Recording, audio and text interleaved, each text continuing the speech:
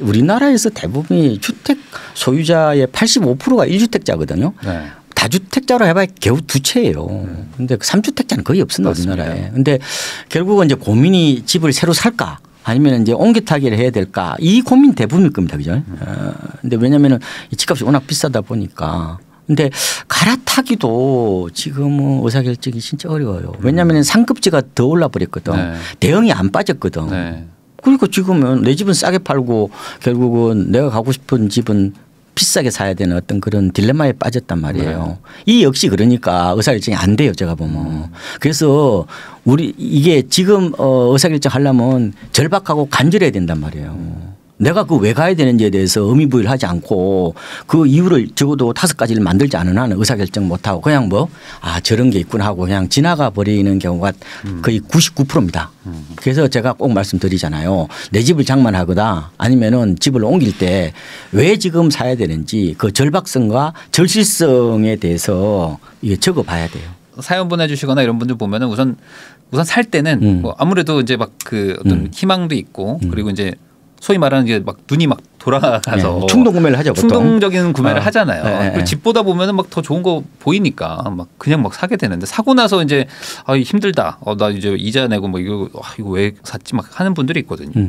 이 적정한 어떤 매매가 뭐 이런 거를 어떤 식으로 요즘에는 어떤 정도까지 저는 가장 큰 거를 그러니까 고점 대비 가격이 어느 정도 떨어져 있느냐 이거로 보는 게 좋다고 봐요. 그래도 뭐 연봉 기준으로 어느 정도 뭐 이렇게 뭐 상한선 정도 같은 게 좀 있지 않을까요? 그거는 제가 30-30 법칙을 좀 말씀드리고 싶은데 네.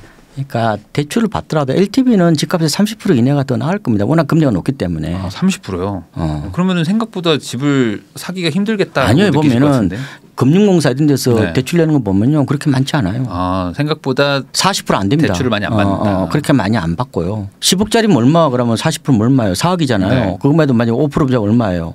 2천만 원이죠. 네. 그럼 한 달에 얼마예요? 이거 올리금 다 하면 한 달에 그렇죠. 거의 150에서 200 내는데 어떻게 그 300 월급 받아가지고 내요? 못 냅니다.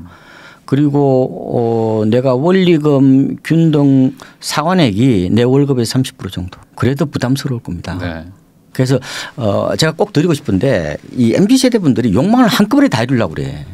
그 너무 있잖아요. 완벽한 어떤 그런 이상적 어떤 거주지보다는 조금 현실에 맞게끔. 그래서 이걸 보면 뭐라고 하냐면 돈에 집을 맞춘다고 그러는 거예요. 네. 그러니까 집에다 돈을 맞추면은 또 연끌프가 될 수 네. 있잖아요. 그래서 요번에 한번 경험을 했으니까 그리고 금리가 곧바로 확 낮아지지는 않으니까 좀 욕망의 수위를 조금 조절하고 좀 적당한 집을 좀 구매하시는 게 좀 낫지 않을까. 지금까지 뭐 집을 사는 분들 뭐 이런 얘기했지만 사실 뭐 이게 지역마다 다르긴 하지만 뭐 전국을 놓고 보면은 집을 팔고 싶은데 우리 집 안 팔린다 뭐 이런 분들도 좀 있거든요. 사실상 제가 좀 조언 드리는 방법은 한 50군데 정도 중개업소 50군데 정도 내놓으시는 거 외에는 대안이 없어요. 네. 우선 그러니까 많이 내놔라. 채널을 많이 넓히는 수밖에 없어요. 네. 그러니까 옛날에 보면 집 팔 때 보면은 그 동네에 안 내놓고 옆 동네도 내놨거든요. 근데 네. 옆 동네 사람이 그거 사간 경우도 많아요. 맞아요. 그래서 결국은 좀 인터넷 같은 데 있잖아요. 이런 데 매물을 많이 올리는 중개업소에다가 최대한 좀 많이 내놓는 거 외에는 집 잘 파는 방법은 없는 것 같고 어떤 사람은 뭐 집 수리해라 이런 거 있잖아요. 네. 몰라 그거 잘 모르겠던데. 예, 아파트는 어차피 표준화되어 있어서 그렇게 뭐 조금 가점이 될 수는 있겠지만 그렇게 결정적인 영향을 미치나요? 결국 가격이잖아요.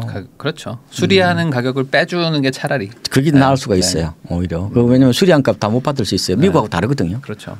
그래서 결국은 제가 꼭 드리고 싶은 말씀은 그것도 부지런해야 되네요. 그러니까 진짜 싸게 팔려면은 중개업소 50곳 조금 더 봐드릴게 30곳. 네. 30곳 하고 가격 협상은 언제든지 가능하다. 그럼 여기서 아마 궁금하신 게 이런 질문일 것 같습니다. 그러면 지금은 그렇게 내놨는데 안 팔린다면 가격을 더 낮춰서라도 빨리 팔아야 되는 분위기냐 아니면 뭐 그렇게까지 할 필요는 없다. 투자 목적이라면 굳이 그렇게 싸게 팔 필요 없죠. 근데 이제 내가 옮겨 타기를 하셔야 될 분들은 또 네. 다르죠.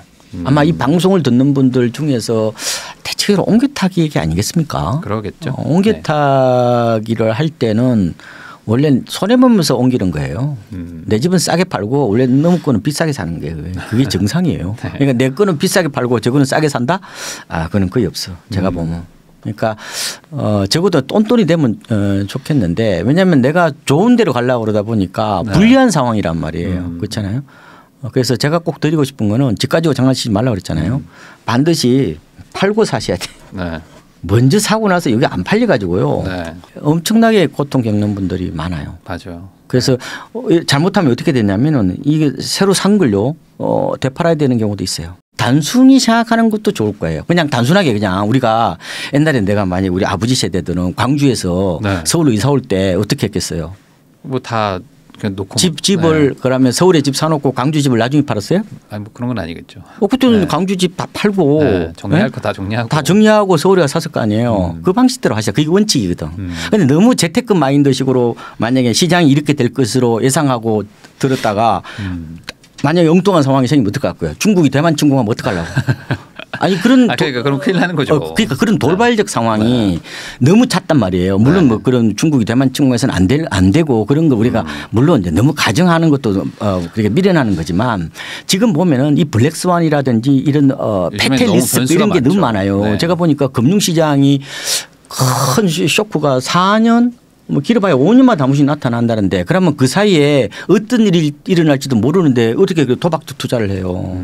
집 하나는 그냥 조금은 그 집의 어떤 본질적 가치에 좀 충실하는 것도 나쁘지 않다. 물론 이게 전 재산이니까 네. 투자도 해야 되지만 사고 파는 문제에 대해서는 조금은 시장이 나보다 더 똑똑할 수 있거든요. 시장을 갖고 장난치면은 그거는 조금은 나중에 우환이 좀 생기더라고. 항상 네. 팔고 사라. 항상 네, 선매도 이런 hun매수 생각을. 원칙을 좀 가져가는 게 좋겠다. 최근에 뭐 거의 2년 그리고 최근 뭐 한 반년간 뭐 상황이 막 급변하면서 정말 그 시장이 달라지는 거에 대해서 당황하고 있는 분들이 많을 것 같거든요. 또 오랜 경험이 또 네. 있으시니까 이런 분들한테 조언 한마디 해주시면 좋을 것 같습니다. 내 본분에 맞는 지표를 찾아가는 게 저는 가장 중요하다고 봐요. 나는 집을 싸게 사는 게 핵심이잖아요. 그러면 집은 물안개 때 사야죠. 네.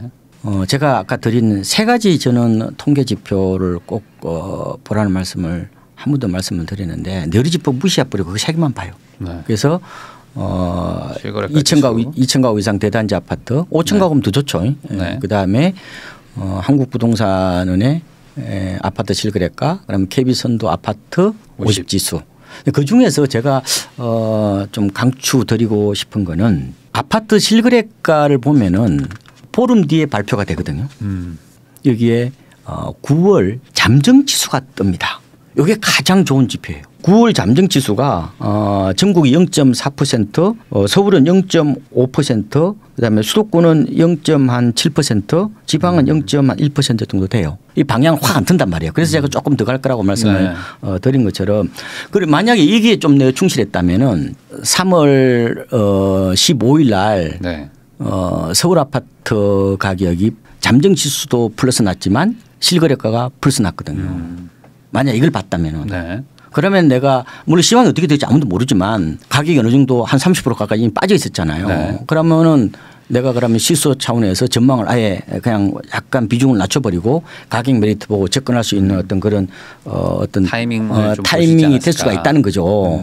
그런데 그렇게 이제 앞으로도 좀 시장이 충분히 출렁출렁할 수 있기 때문에 항상 제가 추천드리고 싶은 거는 여러 가지 지표 중에서 만약 통계로 좀 판단하신다면은 실거래가 잠정 수치에 좀 더 초점을 맞춰 보시라. 그런 방향성이 나오거든요. 어느 정도. 2달 연속으로 이게 쭉 볼 수도 있는 거니까. 예, 그런 게 좀 실수요자들의 어떤 지표를 볼 수 있는 키포인트가 아닌가 생각이 좀 들고요.